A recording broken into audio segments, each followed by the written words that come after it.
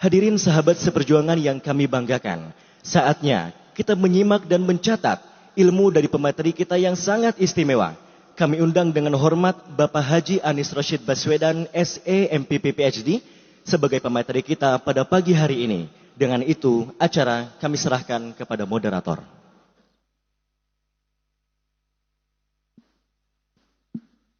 Baik, terima kasih kepada pembawa acara kita pada pagi hari ini. Tepuk tangan untuk kita semua.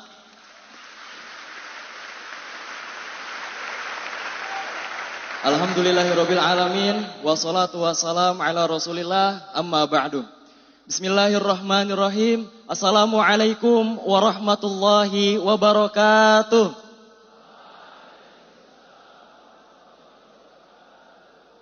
Alhamdulillah, puji syukur kehadirat Allah Subhanahu wa taala karena berkat rahmat dan hidayahnya kita dapat berkumpul bersama dalam acara pembekalan intensif siswa kelas akhir KMI 2025 di Committed Generation di Pondok Modern Darussalam Gontor, Ponorogo.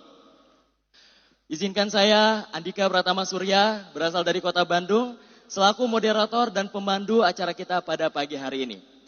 Alhamdulillah, sungguh kesyukuran yang sangat mendalam. Pada pagi hari ini kita kedatangan sosok akademis, politikus dan aktivis, lulusan S2 Master of Public Policy, University of Maryland, Amerika Serikat, S3 Doctor of Philosophy, Northern Illinois University, Amerika Serikat, yang sudah terkenal di Indonesia bahkan di kancah internasional. Beliaulah sang penggagas Gerakan Indonesia Mengajar, Rektor Universitas Paramadina, mantan Menteri Pendidikan dan Kebudayaan Indonesia Kabinet Kerja, juga Gubernur DKI Jakarta periode 2017-2022. Maka beliaulah Bapak Haji Anies Rashid Baswedan, SE, MPP, PhD. Beri tepuk tangan yang meriah untuk beliau.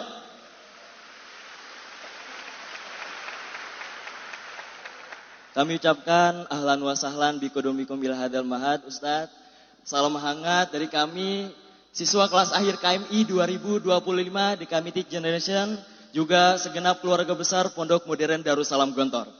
Sedikit kita perjelas bahwa siswa kelas akhir KMI 2025 ini nantinya pada tanggal 11 Ramadan insya Allah akan diyudisium oleh Bapak Pimpinan Pondok Modern Darussalam Gontor dan nantinya akan disebar ke pondok-pondok seluruh Indonesia. Maka pondok ini tidak serta-merta ridho jikalau para siswa kelas akhir KMI 2025 ini dikeluarkan dan menjadi alumni dari Pondok Modern Darussalam Gontor tanpa ada bekal sedikit pun. Melihat dari dinamika politik Indonesia selama 79 sampai 80 tahun, lalu bagaimana? Apakah janji kemerdekaan 1945 itu masih ada sampai sekarang? Bagaimana kita sebagai generasi muda, siswa kelas akhir KMI 2025 yang nantinya akan menjadi alumni insya Allah, amin. Untuk menghadapi politik Indonesia. Seperti perkataan pimpinan pondok bahwa politik tertinggi kita adalah pendidikan. Bukan politik praktis yang hanya mengadilkan bagi segenap kelompok, bahkan harus mengadilkan bagi seluruh rakyat Indonesia. Untuk itu kami mengangkat tema generasi muda pintar berpolitik. Maka tanpa mengurangi rasa hormat kami, waktu dan tempat kami persilakan kepada Al-Ustadz Bapak Haji Anies Rashid Baswedan, SE, MPP, PhD. Al-waktu, iyakum Ustadz.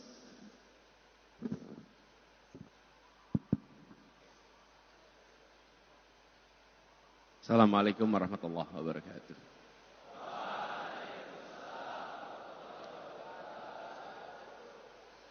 Alhamdulillah wa syukurillah wa la hawla wa la quwata illa billah. Allahumma sholli ala sayyidina Muhammad wa ala alihi wa ashabi ajmain. Raditu billahi rabbah wa bil islami dina wa bil muhammadin nabiyya wa rasulah. Rabbi zidni ilma warzuqni fahma. Amin. Amma ba'du. Adik-adik, para santri Pondok Modern Darussalam Gontor yang sudah memasuki masa penghujung pembelajarannya, insya Allah bekal di sini akan menjadi bekal yang bermanfaat sepanjang hidup adik-adik semuanya. Bung Moderator, Bung Andika ya. Andika dan yang saya hormati para guru. Mana para guru di sini ya, para guru ya. Para guru, para ustadz. Yang saya hormati tadi Pak Kiai Hasan yang kita semua muliakan dan teladani. Semoga Kiai Hasan selalu sehat, panjang umur, dimudahkan dalam seluruh kegiatan dakwahnya dan terus jadi penjuru kita semua.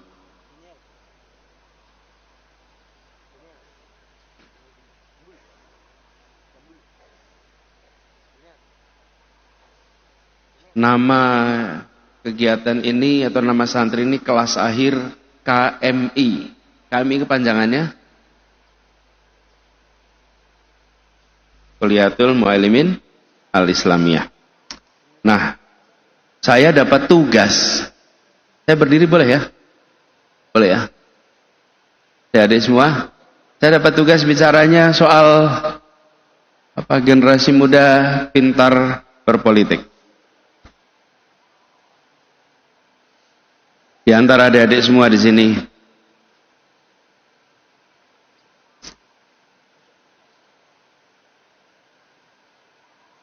apakah Anda berminat untuk masuk politik?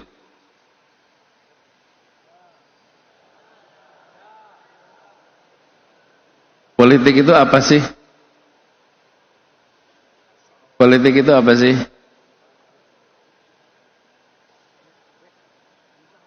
Saya mau adik-adik acungkan tangan yang memberikan jawaban. Ayo, boleh, silakan. Siapkan mikrofonnya. Cek. Mohon izin menjawab Bapak Anis. Menurut saya politik itu adalah cara untuk mengatur dan menguasai suatu negara. Namanya siapa? Dafa. Siapa? Dafa Diaul Haq. Dafa. Politik adalah cara untuk mengatur dan menguasai suatu negara. Bagus. Boleh beri tepuk tangan buat Dafa. Makasih. Oke. Ada lagi yang mau ngasih jawaban. Apa itu politik? Yuk. Ayo, Rene Mas. Yuk. Yuk.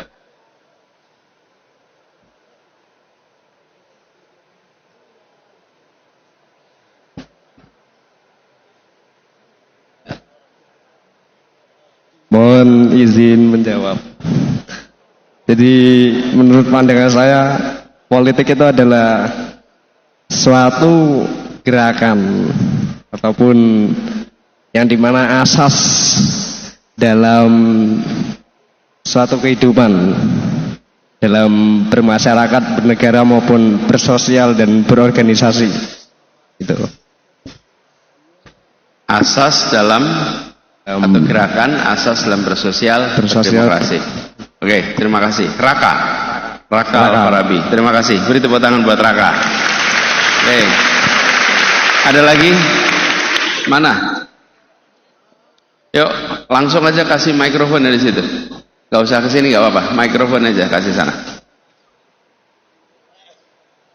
Ini yang pegang mikrofon olahraga sedikit ya. Izin menjawab, Pak. Ya, boleh.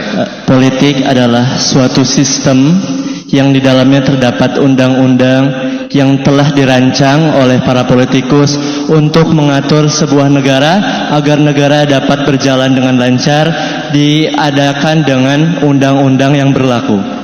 Oke. Namanya siapa? Adam. Adabi. Adam. Oke, bagus Adam. Beri tepuk tangan buat Adam. Ada lagi yang mau kasih pandangan tentang politik? Ini santri gontor gitu loh. Mana? Ada, yuk.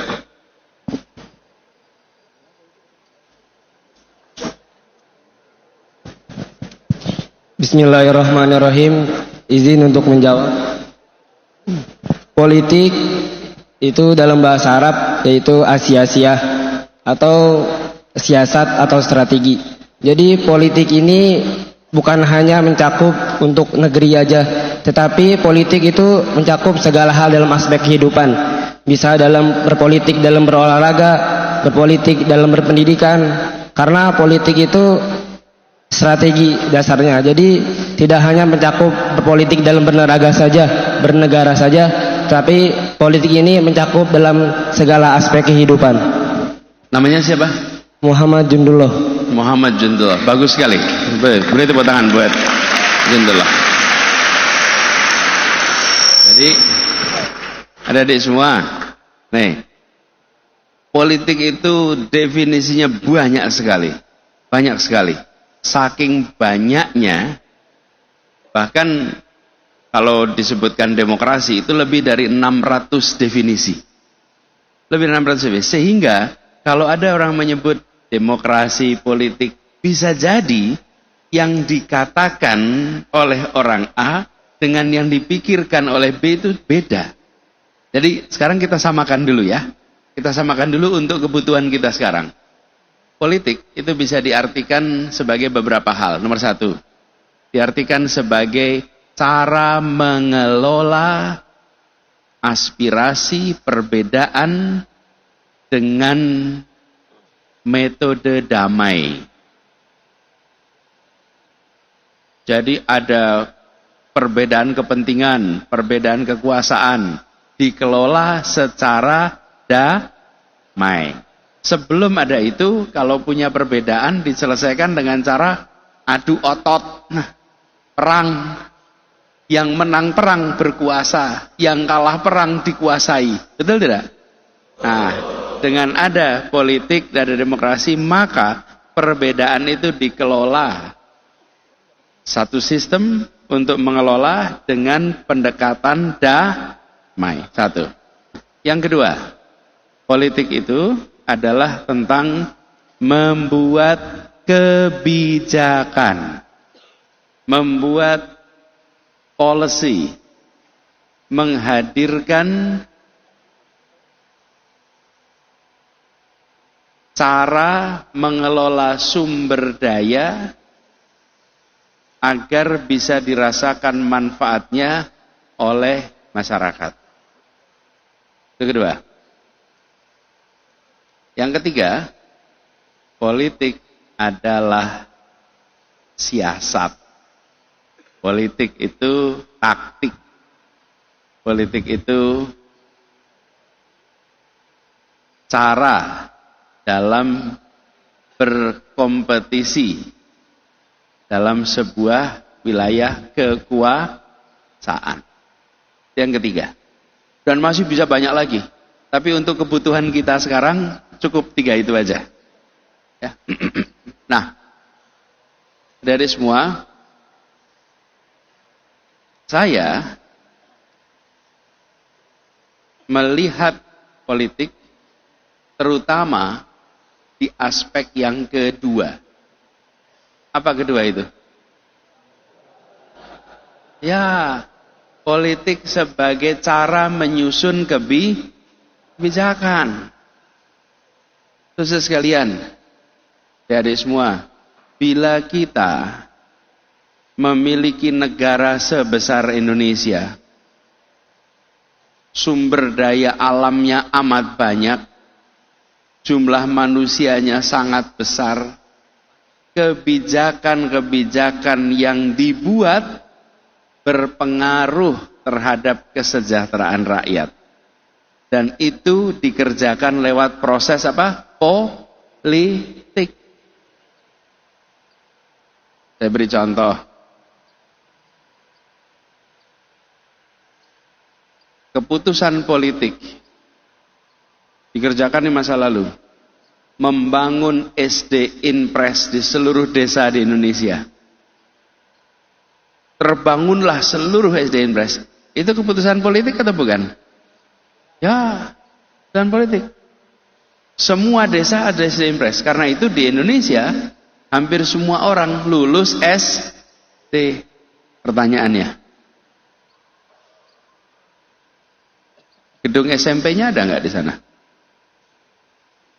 Ternyata keputusan politiknya waktu itu SD dibangun di semua tempat, tapi SMP hanya di kecamatan tertentu. SMA hanya di kabupaten. Itu keputusan politik. Keputusan politiknya mengatakan bahwa semua pendidikan SD, tapi SMP-nya lebih sedikit, SMA-nya lebih sedikit. Apalagi yang kuliah lebih sedikit. Di Indonesia keputusan politiknya itu. Di Korea, keputusan politiknya beda. Di Korea keputusannya jumlah SD sama dengan jumlah SMP sama dengan jumlah SMA. Akibatnya semua anak masuk SD, bisa SMP, bisa SMA, bisa lulus. Itu keputusan politik. Jadi, kalau kita ditanya, apakah kehidupan politik itu berdampak kepada kita? Besar sekali dampaknya.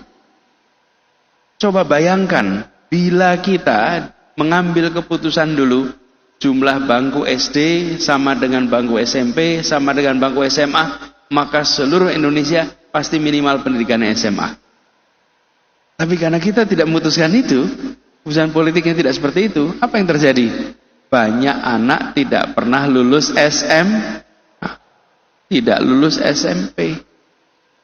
Nah, sayangnya banyak di antara kita ketika bicara politik lebih sering fokus pada kriteria nomor 1 dan nomor 3. Oke? Betul tidak? Tadi nomor 1 apa? Ya, nih ada kelompok A, kelompok B, kelompok C, partai A, partai B, partai C. Betul tidak? Itu semua berkompetisi. Itu politik. Kemudian siasat yang tadi diceritakan. Itu yang ketiga. Yang kedua, inilah pentingnya. Saya bersedia masuk ke wilayah politik karena saya ingin berjuang dalam kriteria nomor 2 tadi. Membuat kebijakan-kebijakan yang berdampak kepada perubahan kehidupan masyarakat di Indonesia. Nah, itu garis besarnya. Sekarang adik-adik semua barusan selesai sekolah, barusan selesai mondok 6 tahun di Pondok Modern Darussalam Gontor. Selesai 6 tahun ini. Perjalanannya masih panjang. Sebagian besar dari adik-adik mungkin akan meneruskan ke perguruan tinggi. Mau meneruskan kan? Sekarang, bagaimana caranya supaya adik-adik memiliki kemampuan untuk bisa ikut mewarnai pengambilan keputusan di Indonesia? Saya usul pada adik-adik semua, besok ketika Anda masuk perguruan tinggi, ini mengabdi dulu ya sekarang ya.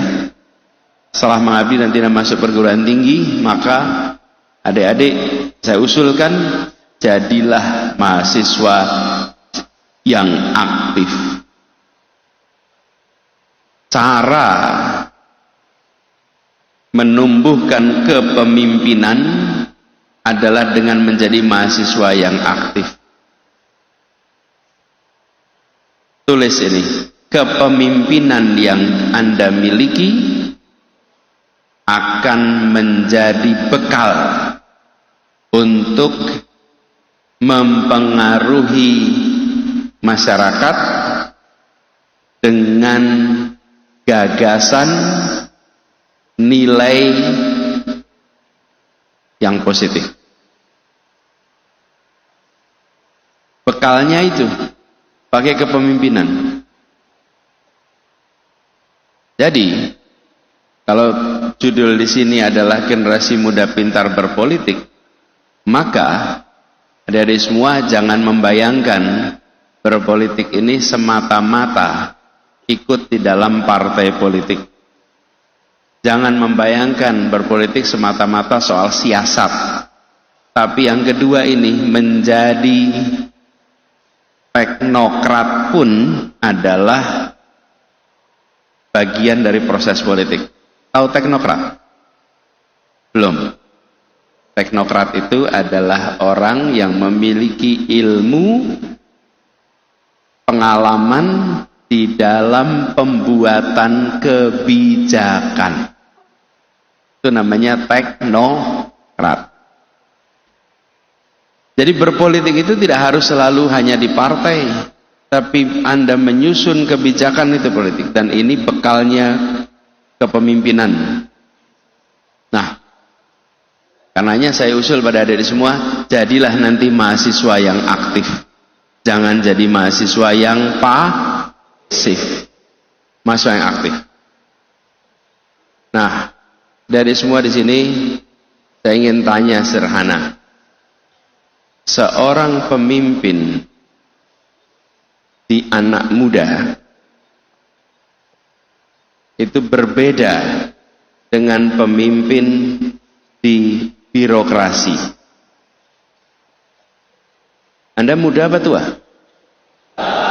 Yakin? Kriteria muda apa? Masih kuat, semangat. Ini saya kasih kriterianya ya. Kalau yang Anda bicarakan adalah masa depan, maka Anda masih muda. Kalau yang dibicarakan tentang Anda masa depan, maka Anda masih muda. Tapi kalau yang Anda bicarakan masa lalu, Anda sudah tua. Dan kalau yang dibicarakan masa lalunya, Anda sudah tua. Jadi nanti ketemu orang umurnya 70 tahun, 80 tahun, tapi yang dibicarakan terus tentang masa depan, maka dia sesungguhnya masih muda. Ketemu orang 35 tahun, tapi ceritanya masa lalu terus. Jadi kalau ada ceramah, perhatikan. Kalau penceramahnya itu mulai dengan gini, dulu, nah, ini tanda-tanda udah tua ini. Udah tua ini. Tapi kalau ngomongnya besok, ini artinya masih muda. Sekarang saya mau tanya, kriteria. Apa kriteria seseorang disebut pemimpin?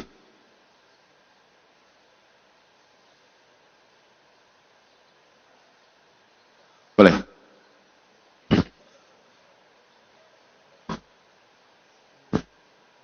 Bismillahirrahmanirrahim. Izin Tanis untuk menjawab. Kriteria orang pemimpin mungkin bisa dia berdedikasi tinggi, bisa mengajak bawahannya, atau itu bisa menganggap bawahan itu sebagai teman rekan perjuangannya, bukan dalam segi bawahan tapi dalam perjuangan bersama-sama dalam untuk menuju tujuan bersama. Itu pemimpin yang baik.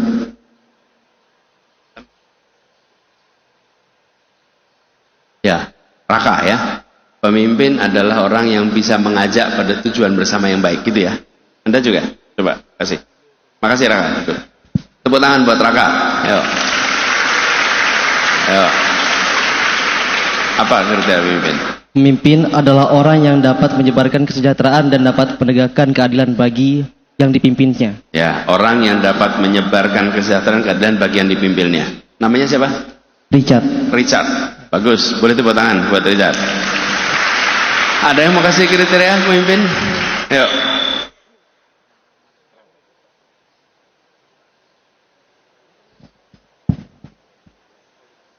Kriteria dasar seorang pemimpin adalah seseorang yang bisa menjadi role model bagi para pengikutnya. Yang bisa jadi role model.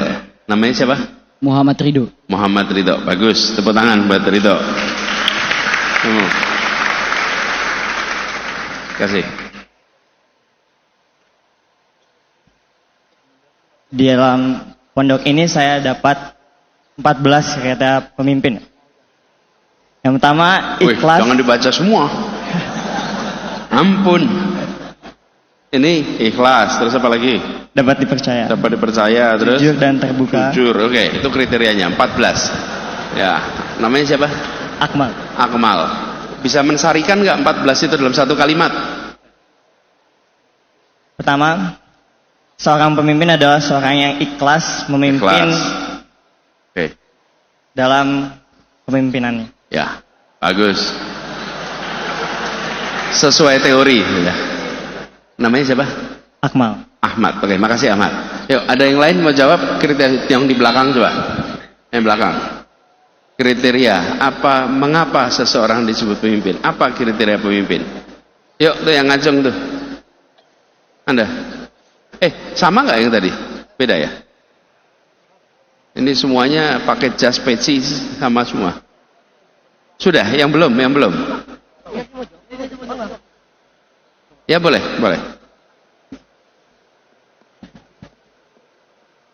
Izinkan saya menjawab.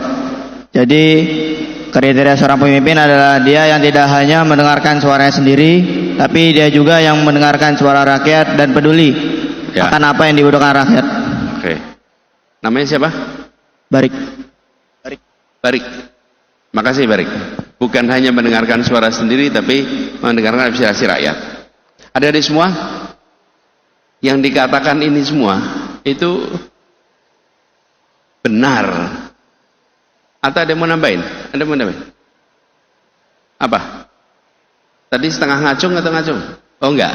Oh ya. Oh itu di belakang sana, boleh itu. Ayo ngacung anta. Kalau mau ngacung, maju aja dah ke depan. Yuk.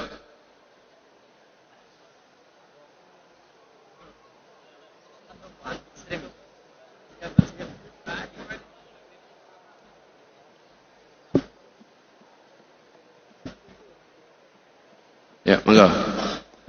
Izin menjawab. Seorang pemimpin adalah seseorang yang berpikiran visioner untuk kepentingan rakyatnya, meluangkan segala pikiran dan tenaga untuk kepentingan rakyatnya, serta dapat membangun hubungan kerja yang baik antar pemimpin kelompok lain demi meraih sebuah kepentingan bersama. Ya. Masya Allah, terima kasih. Namanya siapa? Mohandis. Terima kasih Mohandis. Bagus jawabnya.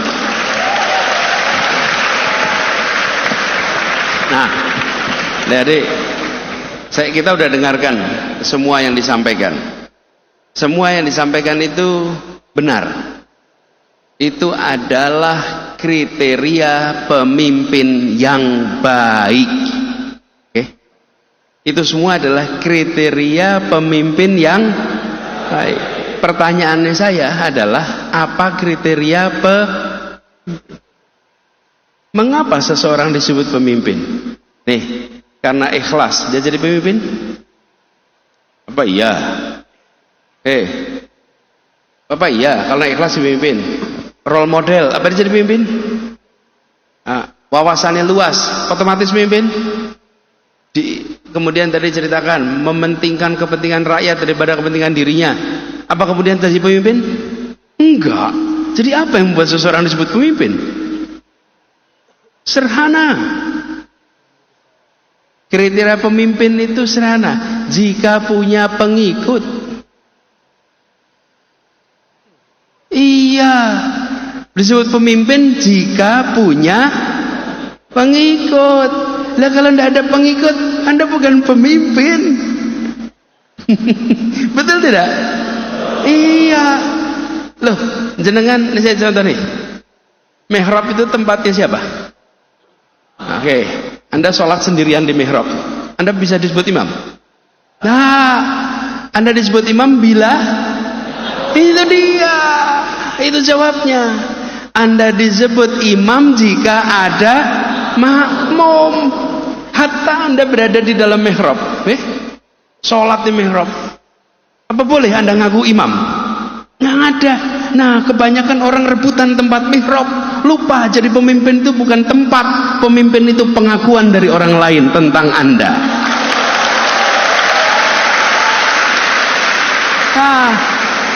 Nah, kita seringkali mau rebutan jabatan itu mihrab itu jabatan itu tempat. Tapi yang menentukan Anda disebut pemimpin apa tidak itu adalah makmum. Nih, Anda sholat sendirian di emperan gedung, pasang sejadah sholat. Terus ada orang duduk. Makmuman di belakang Anda nepuk pundak, pek. Status Anda berubah jadi imam. Yang merubah statusnya siapa? Makmum. Lah kita sering lupa Bahwa definisi imam itu adalah adanya makmum. Nah, nanti pemimpin yang baik yang bagaimana? Baru yang tadi Anda tulis itu. Betul tidak? Imam bacaannya tartil. Betul tidak? Pengetahuan agamanya. Itu kriteria imam yang baik. Tapi kalau disebut imam ya ada makmum. Saya tanya nih. Ketua preman di terminal itu pemimpin atau bukan? Pemimpin. Yakin? Iya, cuman tidak masuk kriteria Anda tadi. Betul tidak? Betul, tapi tetap namanya pemimpin. Karena itu, untuk jadi pemimpin, hormati, hargai pengikut yang ada bersama Anda semua.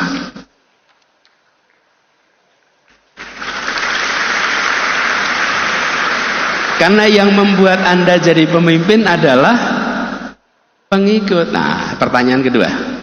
Pertanyaan berikutnya nih. Mengapa seseorang diikuti? Kenapa diikuti? Kok ada pengikut? Ini bukan follower Twitter ya. Ini bukan follower sosmed, bukan. Walaupun bisa juga diartikan begitu. Kenapa seseorang diikuti? Karena apa? Dapat mempengaruhi. Kalau orang bisa mempengaruhi, apa kemudian diikuti? Kenapa diikuti? Tujuan yang itu jawabnya. Karena dipercaya. Percaya. Mau pemimpin, kepala preman, kepala ketua atau ketua apapun, itu pasti dengan satu kata kunci namanya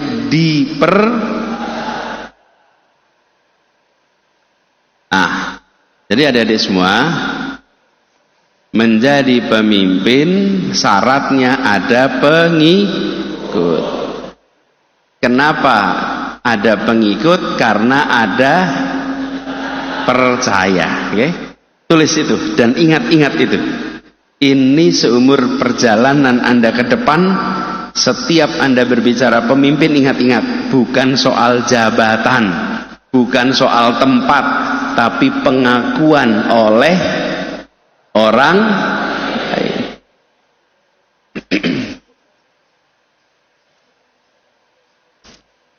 Nah, pertanyaannya, mengapa orang dipercaya? Yuk, ada yang mau kasih jawaban? Nah, saya kasih rumus aja ya. Di kantor pakai bahasa Arab dan bahasa Inggris ya. Jadi pakai bahasa Inggris boleh ya? Bahasa Inggrisnya percaya apa? Kepercayaan apa? Kepercayaan. Trust. Kalau belief lebih pada keyakinan. Kalau kepercayaan, trust. Kalau belief itu percaya yang sifatnya keyakinan. Ya, itu belief. Dua-duanya bahasa Indonesianya namanya kepercayaan. Tulis rumusnya. Trust sama dengan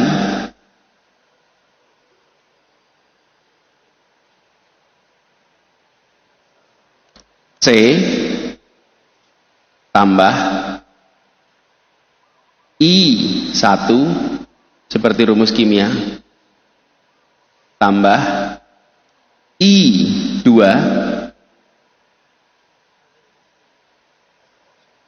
kurangi SI. Jadi T equal C plus I1 plus I2 minus SI. Oke, ada yang mau tebak? Itu apa artinya rumus itu? Itu singkatan. Ayo, ada yang mau mikirin nih. Trust itu ada rumusnya.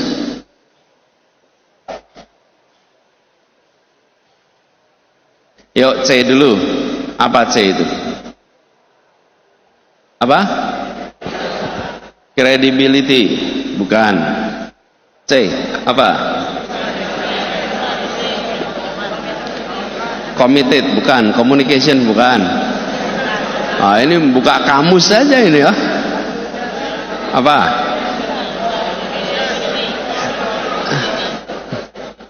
Community, bukan. Collaboration, bukan. Konsisten, bukan. Chief, bukan.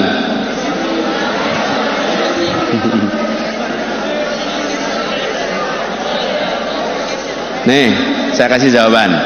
C sama dengan, tulis di bawahnya tuh nanti. C sama dengan penjelasannya. Competence. Kompetensi. Kompetensi itu kemampuan. Kompetensi. Mungkin tidak Anda dipercaya kalau tidak punya kompetensi. Nih, saya curi contoh. Pak Anies, saya mau pinjam mobilnya. Misalnya Anda tanya, terus saya jawab, bisa nyetir nggak? Terus jawab, nggak bisa nyetir. Kira-kira saya pinjamin mobil nggak? Karena dia tidak punya kompetensi. Nomor satu namanya kompetensi. Anda berada di pondok ini untuk dikembangkan kompetensinya, kemampuannya. Betul tidak? Itu C, nomor satu, namanya kompetensi. Unsur terpenting untuk orang bisa dipercaya, salah satunya adalah kompetensi, punya kompetensi. Oke, terus yang kedua, I1, apa itu I itu? Intelijen, bagus tapi kurang tepat. Apa lagi? I, inovasi, bukan. Independence, bukan. Yes. Jawabnya integrity. Apa integrity itu? Integritas. Kenapa? Apa sih artinya integritas itu? Integritas itu artinya utuh. Utuh apa artinya? Utuh antara nilai yang dipegang dengan perbuatan yang dikerjakan itu sama. Disebut makanya pribadi yang berintegritas karena dia utuh dalam memegang nilainya. Bukan hanya konsisten, tapi utuh jadi satu. Ini dan integritas itu lebih dari sekedar jujur. Integritas itu adalah unsurnya jujur dan mengerjakan hal yang sesuai dengan ajaran dan untuk kepentingan publik. Jujur aja nggak cukup. Kepala preman cerita, selalu menceritakan kejahatannya. Jujur. Berintegritas tidak itu? Tidak, jujur nggak cukup. Jujur dan mengerjakan hal sesuai ajaran. Jadi I yang pertama namanya I yang kedua apa? Bukan. Inspiring, bukan. Intelektual, bukan.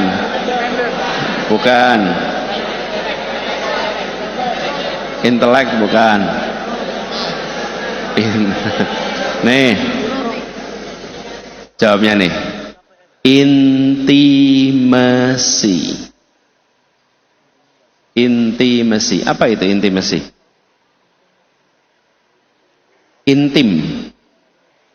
Intimasi ada? Dekat. Intimasi itu artinya kedekatan. Intim, dekat. Intimasi artinya kedekatan. Saya tidak pernah kenal dengan Anda, tidak pernah dekat dengan Anda. Bisa nggak saya percaya? Enggak. Tapi kalau saya dekat dengan Anda, ketemu terus, sering silaturahmi, sering ngobrol, bisa nggak dipercaya? Bisa. Silaturahmi, pertemuan terus-menerus itu menghadirkan kedekatan. Kedekatan itu menghasilkan Jadi 3 ini, 1 kompetensi, 2 integritas, 3 intimacy. Itu 3-tiganya membuat skor kepercayaan Anda meningkat. Karena itu tadi saya kasih persamaannya tambah. Ya kan? Kalau C-nya angkanya tinggi, maka T-nya akan tinggi. Betul ya? Kalau I-nya naik, T-nya naik. I yang kedua naik, akan trustnya naik. Tapi yang keempat, itu SI. Ini mengurangi nih. Ini unsur yang membuat kepercayaan itu turun. Ini satu faktor, ini menurunkan kepercayaan. Kalau 3 tadi menambah kepercayaan. Yang satu ini menurunkan kepercayaan. Apa coba SI itu? Apa? Sit, bukan, itu 2 kata. 2 kata, SI. Serakah. Bahasa Inggrisnya apa? Greedy. Bukan. Iya tapi belum masuk. SI, selfish, tapi 2 kata, namanya self interest, kepentingan pribadi.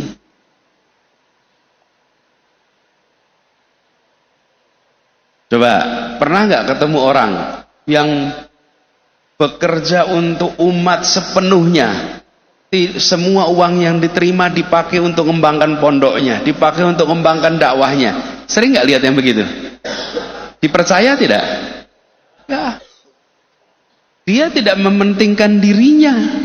Tapi kalau masuk ada kepentingan dirinya, kepercayaan langsung turun.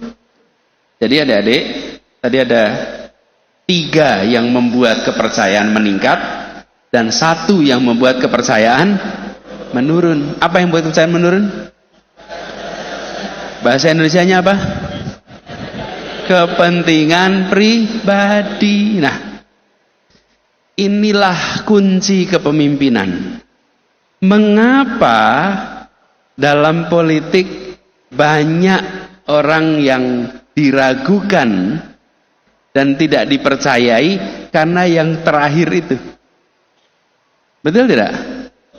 Kompetensi ada, integritas mungkin ada, kedekatan sering turun ke rakyat, tapi ada kepentingan pribadi, kekayaannya, rumahnya, mobilnya. Sering nggak lihat begitu?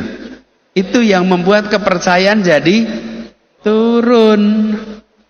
Nah, judul di sini, bagaimana generasi muda pintar berpolitik? Adik-adik pegang rumus ini. Kalau Anda akan menjadi pemimpin di masa depan, maka Anda harus siap untuk dipercaya. Untuk dipercaya, jaga 3 itu dan kurangi yang nomor 4. Di situ kuncinya.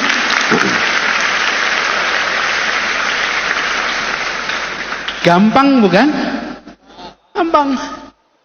3 itu dipegang, yang 4 dikurangi. Kalau 0 rasanya tidak mungkin. Tidak mungkin ada orang yang bisa kepentingan pribadinya 0, tapi harus bisa dikendalikan. Itu adalah persamaan matematika. Ingat-ingat, P sama dengan C. I1 tambah I2 kurangin SI. Nah, kalau Anda masuk di bidang apapun, mau menjadi pemimpin, ya ini pegangannya. Pegangan di sini nih, rumus ini. Jadi buat adik semuanya, saya titip rumus ini bukan untuk dihafalkan saja, tapi untuk diterapkan.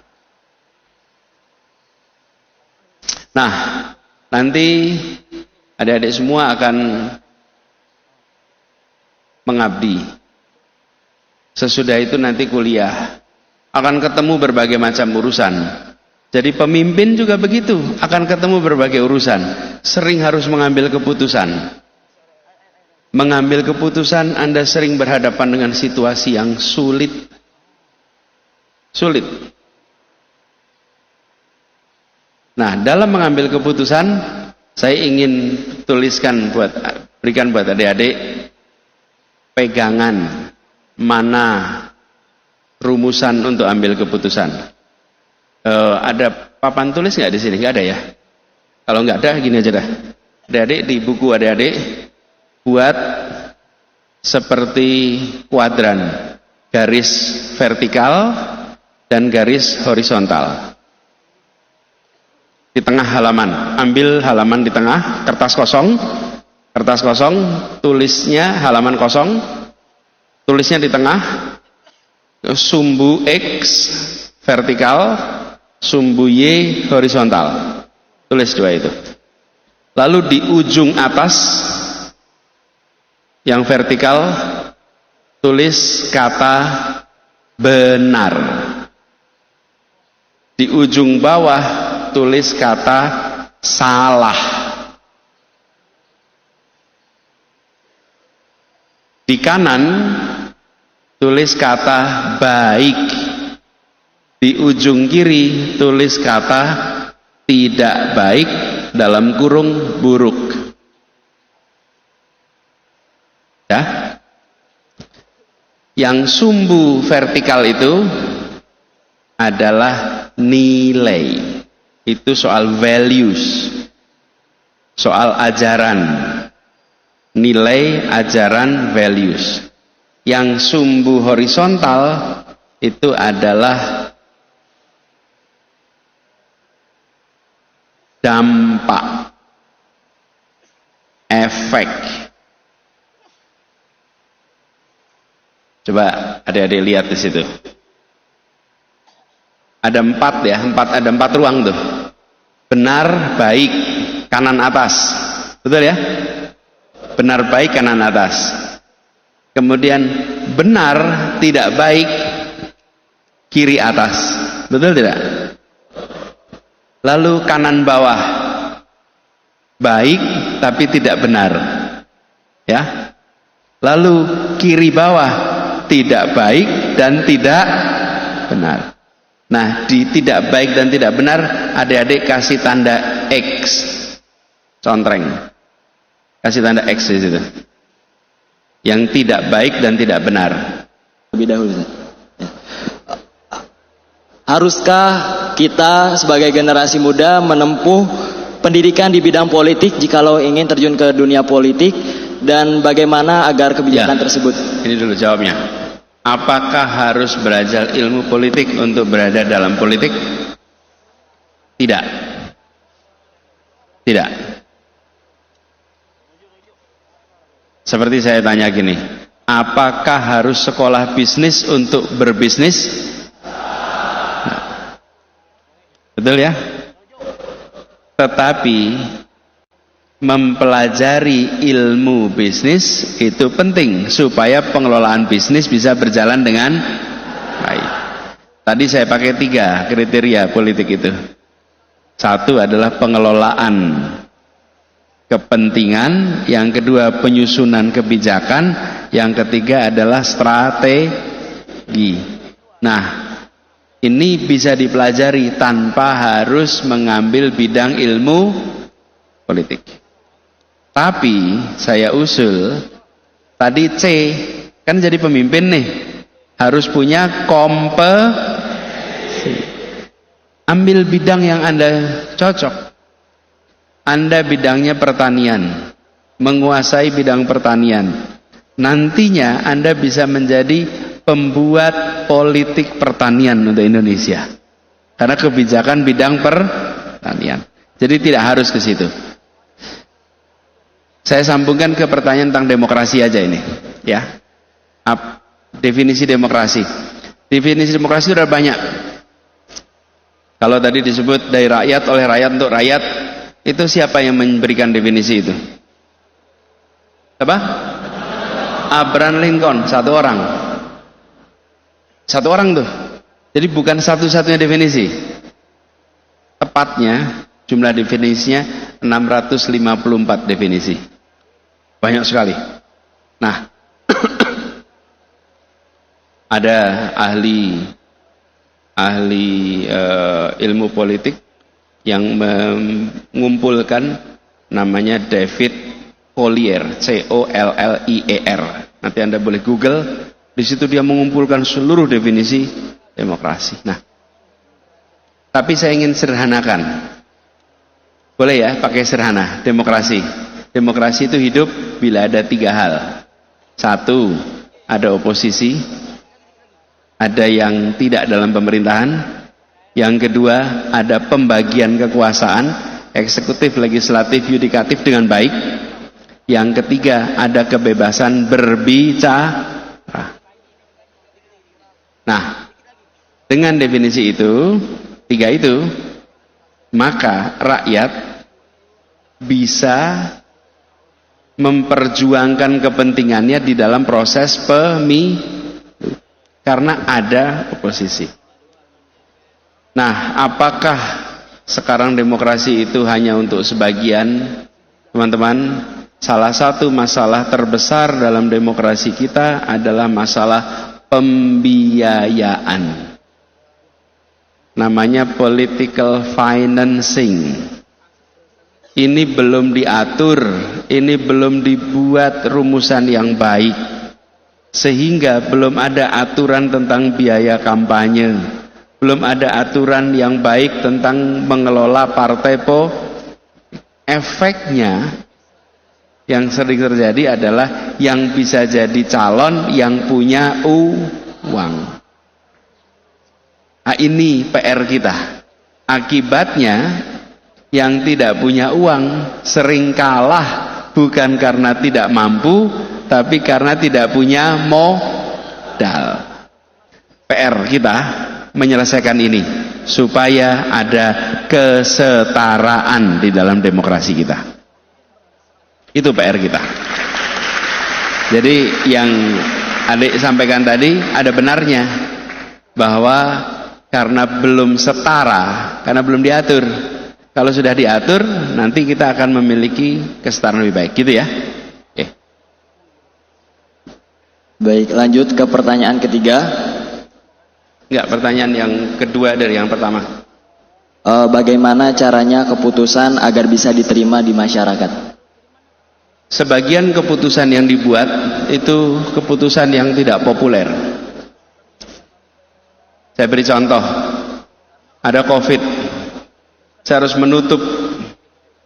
menutup restoran, warung, hotel, kantor. Disukai tidak? Enggak. Apa yang harus dikerjakan? Jelaskan kebijakan itu. Mengapa ini harus diambil? Apa keuntungannya? Apa manfaatnya? Apa prinsipnya?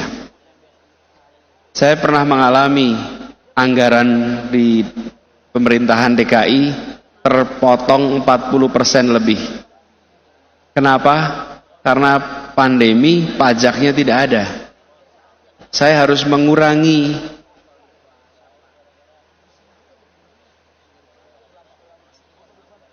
take home, uang yang dibawa pulang oleh karyawan.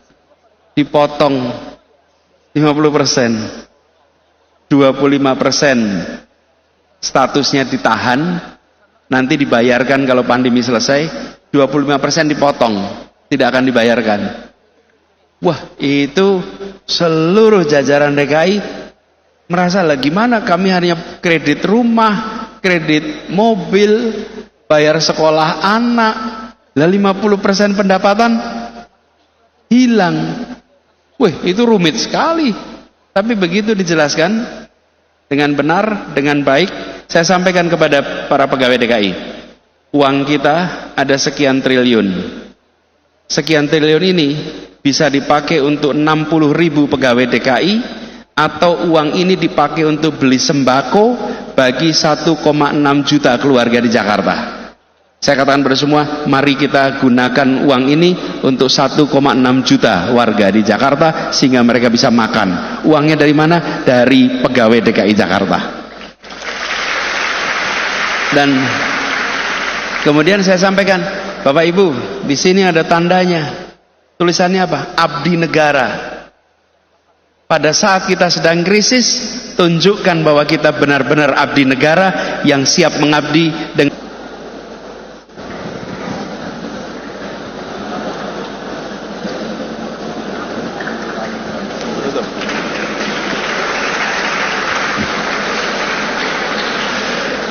Jadi semua, sebelum diakhiri, saya ingin sampaikan kepada semua selamat.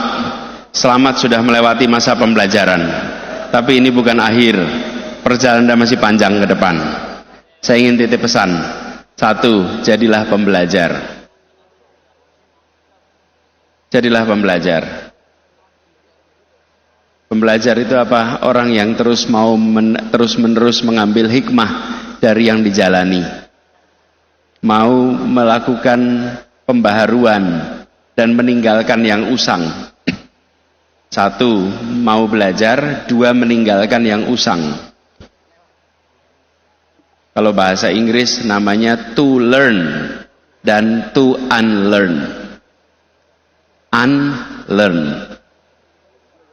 Nanti Anda cek itu maknanya. Kemudian yang kedua, tinggikan cita-citamu, tinggikan mimpimu. Saya tidak khawatir Anda gagal meraih mimpi. Yang saya khawatirkan Anda berhasil meraih mimpi dan mimpinya terlalu rendah. Anda berhasil meraih mimpi dan mimpinya terlalu rendah. Ini yang berbahaya. Jangan sampai mimpi Anda rendah. Mimpi Anda harus tinggi. Tinggikan mimpimu. Lalu kerja keras, kerja tuntas, doa tak putus, doa dari orang tua. Insya Allah Anda akan bisa bukan hanya mencapai mimpi itu. Insya Allah Anda bisa melampaui mimpi yang Anda miliki itu.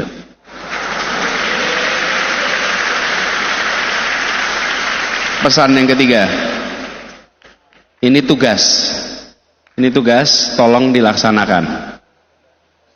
Harap membuat riwayat hidup atau disebut kurikulum vitae, CV. Harap bikin CV, harap bikin kurikulum vitae. Sudah pernah bikin riwayat hidup? Sudah pernah belum? Kalau belum, Anda bikin nanti. Bikin riwayat hidup. Lalu,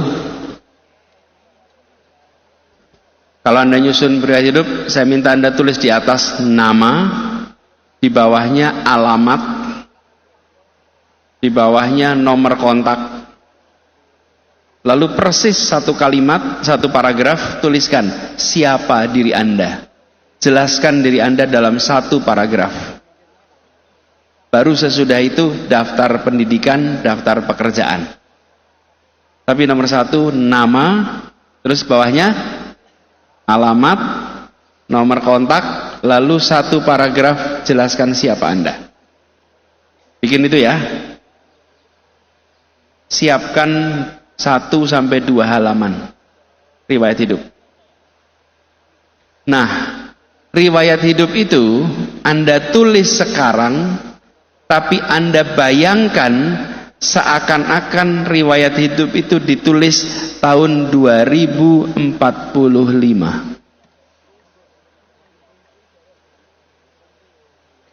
Ketika Anda menuliskan nama, insya Allah nama Anda tidak berubah sampai tahun 45.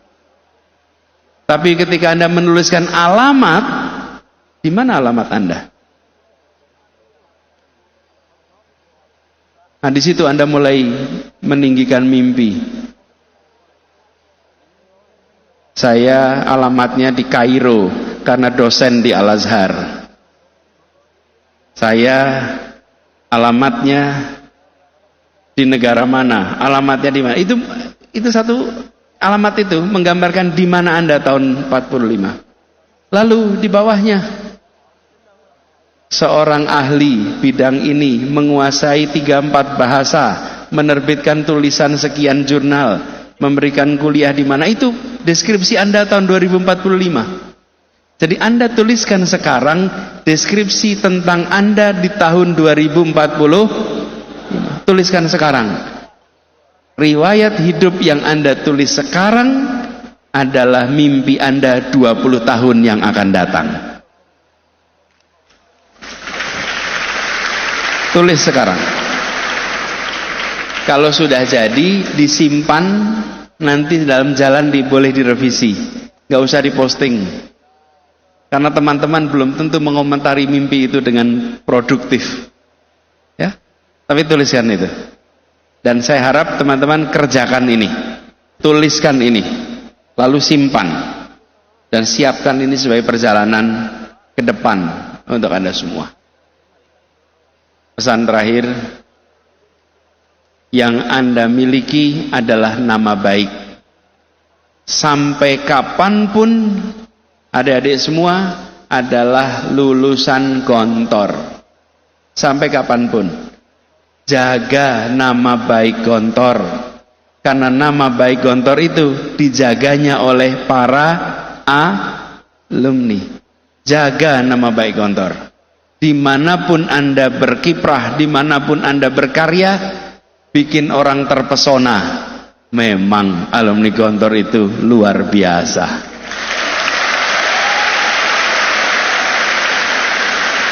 Tapi itu datangnya dari perbuatan. Dari situ Anda jaga nama baik. Nah, pesan saya itu saja.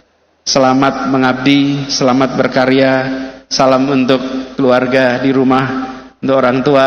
Sampaikan kepada semua bahwa bekal-bekal yang adik-adik miliki di sini, insya Allah akan membuat orang tua Anda bangga atas Anda semua. Insya Allah.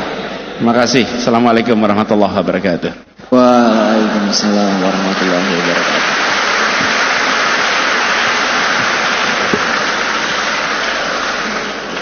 Baik, usai sudah pembekalan intensif kita pada pagi hari ini. Dengan itu izinkan kami untuk memberikan sedikit konklusi dari acara kita pada pagi hari ini. Bahwa pemimpin harus memiliki kredibilitas yang tinggi. Tetapi dengan kredibilitas kita harus membutuhkan integritas dan komitmen yang tinggi untuk mewujudkan sebagai mungzirul qaum yang tidak hanya melepaskan, memperingati rakyat-rakyat Indonesia berada dalam keterpurukan, tetapi juga menjadi mungkizul ummah, membangkitkan umat-umat dari keterpurukan menuju Indonesia yang lebih baik lagi. Ucapan terima kasih sebesar-besarnya kepada Bapak Haji Anies Rashid Baswedan atas kesempatan dan waktunya menghadiri Pondok Modern Darussalam Gontor, dan kami mohon doa untuk kelancaran kami nanti tanggal 11 Ramadan, juga agar dilancarkan pengabdiannya di pondok-pondok seluruh Indonesia. Amin amin ya Allah ya Rabbal alamin. Cukup sekian, mohon maaf bila ada kesalahan. Akhirul kalam, wabillahi taufiq wal hidayah wal inayah. Wassalamualaikum warahmatullahi wabarakatuh.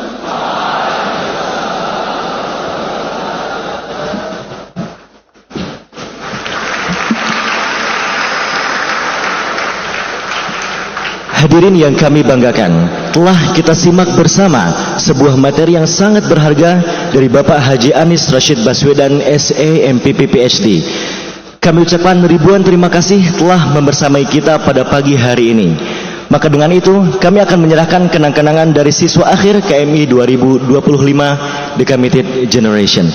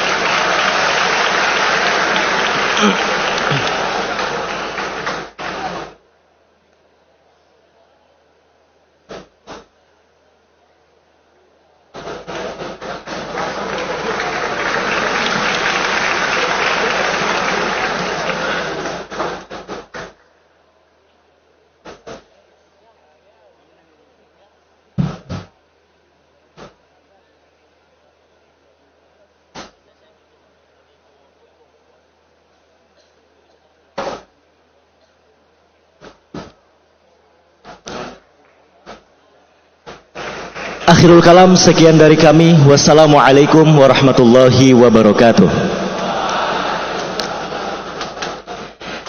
Dan kepada Bapak Haji Anies Rashid Baswedan SE MPP PhD, mohon berkenan mengabadikan momen spesial ini bersama seluruh siswa akhir Kuliatul Muallimin Al-Islamiyah The Committed Generation. Lalu kami undang juga kepada seluruh guru senior untuk turut mengikuti sesi perfotoan ini. Dan kami mohon kepada seluruh tim dokumentasi untuk merapat ke panggung dan mengabadikan momen ini. Terima kasih.